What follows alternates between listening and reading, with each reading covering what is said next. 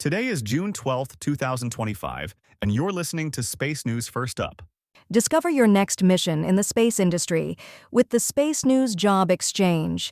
Visit spacenews.com/jobs to find top aerospace roles and connect with leading employers.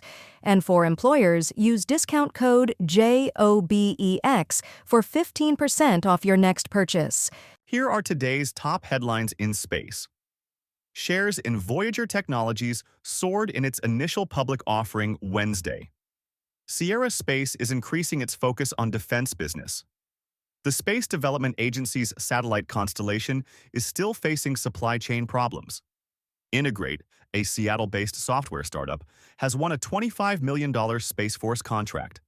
And Dawn Aerospace has signed the first deal for its Aurora Mark II suborbital spaceplane. First Up is produced by Space News, the industry standard for professional space journalism. Visit spacenews.com for breaking news, policy updates, and original analysis. We begin today with news that shares in Voyager Technologies soared in its initial public offering, IPO, Wednesday.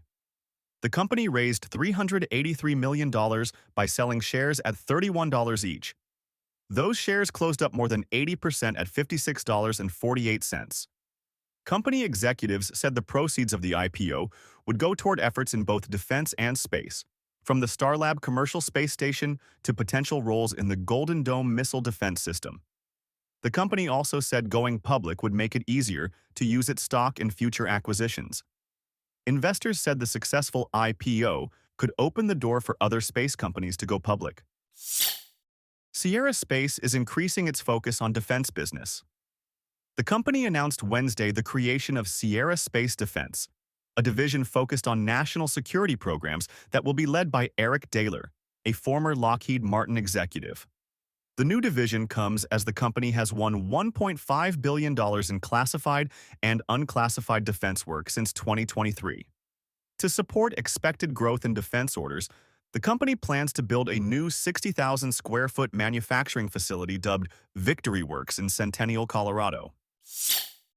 The Space Development Agency's satellite constellation is still facing supply chain problems.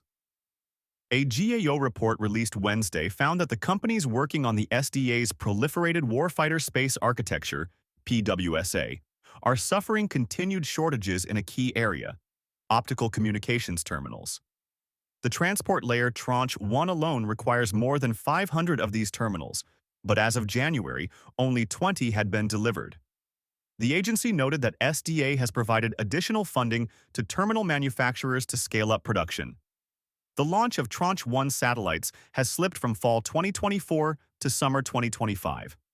The GAO also does not appear to be satisfied that SDA is doing enough to demonstrate it has a minimum viable product before deploying the next tranche, part of a debate between the GAO and SDA on the level of testing needed.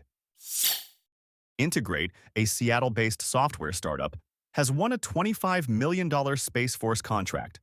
The award, announced Wednesday, is for the company's project management platform designed to help large organizations coordinate complex projects in secure environments. The software will be used by the Space Systems Command's Mission Manifest office in Los Angeles to streamline how it coordinates satellite launches across multiple government agencies. The contract represents one of the Space Force's largest small business innovation research phase 3 agreements.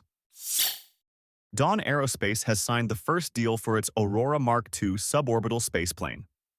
The New Zealand company said it closed a deal with the Oklahoma Space Industry Development Authority for a spaceplane, an agreement that also includes 1 year of operations from the Oklahoma Air and Spaceport, starting as soon as 2027.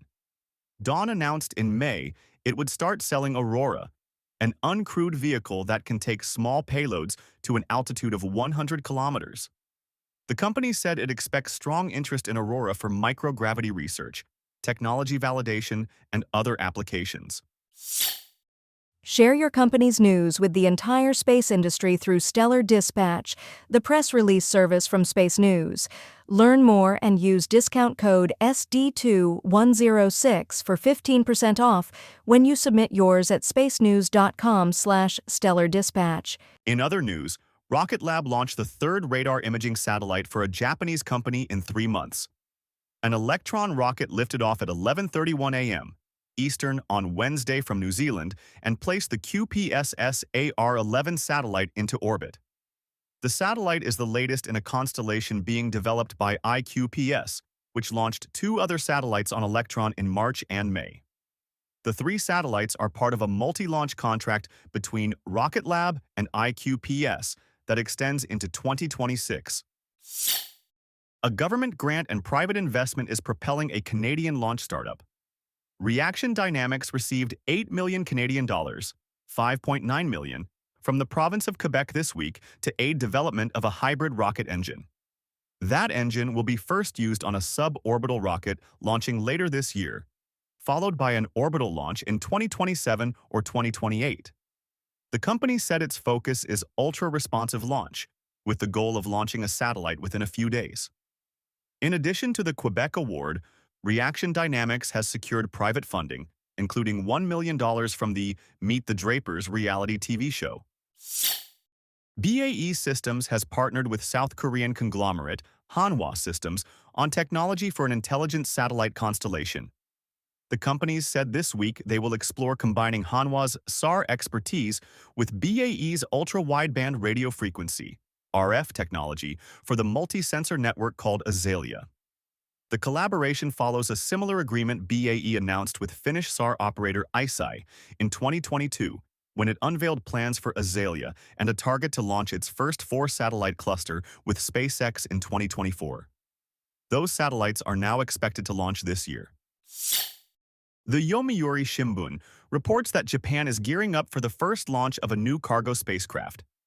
The Japanese space agency JAXA showed off this week the first HTVX spacecraft, scheduled to launch later this year on an H-3 rocket.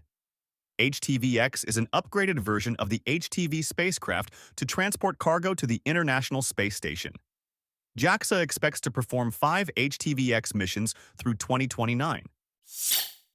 The BBC reports that a European spacecraft has taken the first images of the south polar regions of the Sun. ESA released Wednesday images of the south pole of the Sun from the Solar Orbiter spacecraft, whose inclined orbit allows it to see the Sun's poles. Scientists hope that being able to observe the poles will allow them to better understand the Sun's magnetic field, as well as solar storms.